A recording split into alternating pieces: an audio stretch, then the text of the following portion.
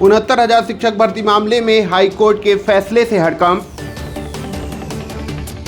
4 साल से नौकरी कर रहे हजारों शिक्षकों पर खड़ा हुआ संकट। अब बेसिक शिक्षा विभाग को 3 माह के अंदर जारी करनी होगी मेरिट सूची। हाई कोर्ट से योगी सरकार को झटका, अनुप्रिया पटेल ने छिड़का नमक। अखिलेश यादव ने भी भाजपा सरकार पर साधा निशाना। भाजपा ने हाई कोर्ट के फैसले का किया स्वागत। उत्तर प्रदेश में 69,000 शिक्षक भर्ती मामले में इलाहाबाद हाई कोर्ट की लखनऊ बेंच ने एक अहम फैसला सुनाते हुए भर्ती की मेरिट लिस्ट को रद्द कर दिया है। कोर्ट की डबल बेंच ने सरकार को निर्देश दिया है कि वह 1994 की आरक्षण नियमावली की धारा 3(6) और बेसिक शिक्षा नियमावली 1981 का पालन करते हुए नई चयन सूची तैयार करे। इस फैसले से योगी सरकार को बड़ा झटका मिलना बताया जा रहा है और कोर्ट के फैसले के बाद केंद्रीय मंत्री अनुप्रिया पटेल का बयान नमक छिड़कना माना जा रहा है। कोर्ट के इस फैसले के बाद अब बेसिक शिक्षा विभाग को 3 महीने के भीतर नई मेरिट लिस्ट जारी करनी होगी। इस आदेश से उत्तर प्रदेश सरकार को बड़ा झटका लगा है, क्योंकि नई सूची बनने से पिछले 4 सालों से नौकरी कर रहे हजारों शिक्षकों की नौकरी पर संकट आ सकता है। दरअसल आपको बता दें कि 69,000 शिक्षकों की भर्ती में आरक्षण को लेकर अनियमितताओं का मामला लंबे समय से हाई कोर्ट में लंबित था। शिक्षक भर्ती में 19,000 सीटों पर आरक्षण के नियमों का सही तरीके से पालन नहीं करने का आरोप लगा था। इसको लेकर कई लोगों ने अदालत का रुख किया था। हाई कोर्ट ने शनिवार को मौजूदा मेरिट लिस्ट को अवैध मानते हुए रद्द कर दिया है और नई सूची बनाने का आदेश दिया है, जिसमें आरक्षण नियमों और बेसिक शिक्षा नियमावली का पूरी तरह से पालन किया जाए। बताते चलें कि दिसंबर 2018 में जारी हुई इस मेरिट लिस्ट को लेकर विवाद उठ खड़ा हुआ था। अभ्यर्थियों ने पूरी भर्ती प्रक्रिया पर गंभीर सवाल खड़े किए थे। खासकर 19,000 पदों को लेकर आरक्षण में गड़बड़ी के आरोप लगाए गए थे।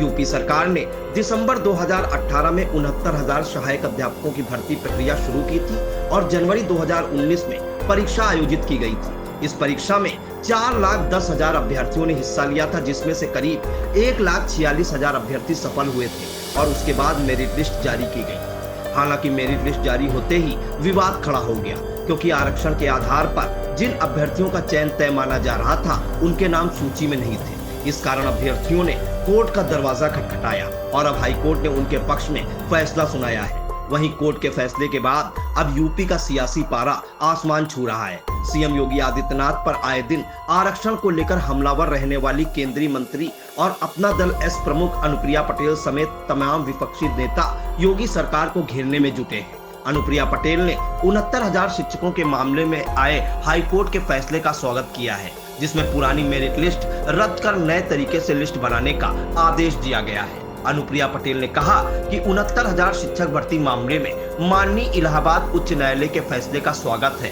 खुद पिछड़ा वर्ग आयोग ने माना था कि इस भर्ती मामले में आरक्षण नियमों की अनदेखी हुई, जबकि माननीय उच्च न्यायालय ने आरक्षण नियमों का पूर्ण पालन करते हुए नई मेरिट लिस्ट बनाने का आदेश दिया है। तब उम्मीद करती हूँ कि वंचित वर्ग के प्रति न्याय होगा। मैंने इस विषय को हमेशा सर्वोच्च स्तर पर उठाया है। जो माननीय उच्च न्यायालय ने कहा है, मैंने भी हमेशा वही कहा है। जब तक वंचित वर्ग को न्याय नहीं मिल जाता, मैं इस विषय को तार्किक निष्कर्ष तक पहुंचाने के लिए हर संभव प्रयास करती रहूंगी। तो वहीं हाई कोर्ट से आए फैसले को लेकर सपा सुप्रीमो और पूर्व मुख्यमंत्री अखिलेश यादव ने 69,000 शिक्षक भर्ती मामले में भाजपा सरकार पर निशाना साधा है। उन्होंने हाई कोर्ट के फैसले को अभ्यर्थियों की जीत बताया है और कहा है कि घोटाले और भ्रष्टाचार की शिकायत साबित हुई है। हमारी मांग है कि नए सिरे से न्यायपूर्ण तरीके से नई सूची बने, जिससे पारदर्शी और निष्पक्ष नियुक्तियां संभव हो सके। इसी श्रृंखला में अनुप्रिया पटेल के बाद सुहेलदेव भारतीय समाज पार्टी के राष्ट्रीय महासचिव व प्रवक्ता अरुण राजभर ने भी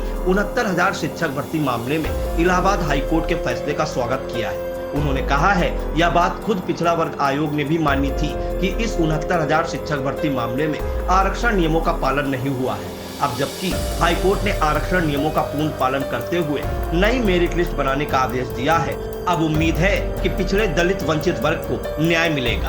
अब आइए आपको पूरी बात विस्तार से बता देते हैं। दरअसल अखिलेश सरकार में 1,72,000 शिक्षा मित्र को सहायक शिक्षक के रूप में समायोजित कर दिया गया था, जिसे हाईकोर्ट ने रद्द कर दिया था। साथ ही हाईकोर्ट ने नए सिरे से सहायक शिक्षकों की भर्ती का आदेश दिया था। फिर यूपी सरकार ने सबसे पहले 68,500 सहायक शिक्षकों की भर्ती की। यह भर्ती भी सवालों के घेरे में आई और सीबीआई ने मामले की जांच भी की। 68,500 सहायक शिक्षकों की भर्ती के बाद यूपी सरकार ने 69,000 सहायक शिक्षकों की भर्ती के लिए दिसंबर 2018 में विज्ञापन निकाला और जनवरी 2019 में परीक्षा करा ली गई। इस भर्ती में 4,10,000 अभ्यर्थियों ने हिस्सा लिया था, जिसमें से 1,46,000 अभ्यर्थी सफल हुए थे। इसके बाद सरकार ने मेरिट लिस्ट निकाली।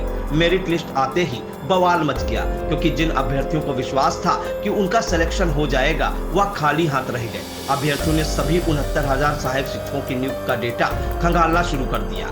4 महीने की जद्दोजहद के बाद अभ्यर्थियों ने आरोप लगाया कि 19,000 पदों पर आरक्षण घोटाला हुआ है। उनका आरोप था कि ओबीसी वर्ग को 27% की जगह सिर्फ 3.86% आरक्षण मिला, जबकि अनुसूचित जाति एससी वर्ग को 21% की जगह केवल 16.2% आरक्षण मिला। मामला सामने आने के बाद जब हंगामा मचना शुरू हुआ तो सरकार ने आरक्षण घोटाले से इनकार कर दिया, जिसके बाद विद्यार्थियों की याचिका पर हाईकोर्ट ने यह फैसला सुनाया।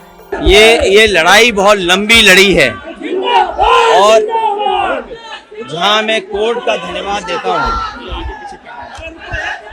कोर्ट ने संज्ञान लिया, कोर्ट का धन्यवाद देते हैं। वहीं सरकार को भी अधिकारों को नहीं छीनना चाहिए। जो अधिकार संविधान से मिले हैं उन अधिकारों को सरकार न छीने और जो 3 महीने में मुझे उम्मीद है जो संघर्ष रहा है पिछड़ों का, वो कामयाब होंगे। अब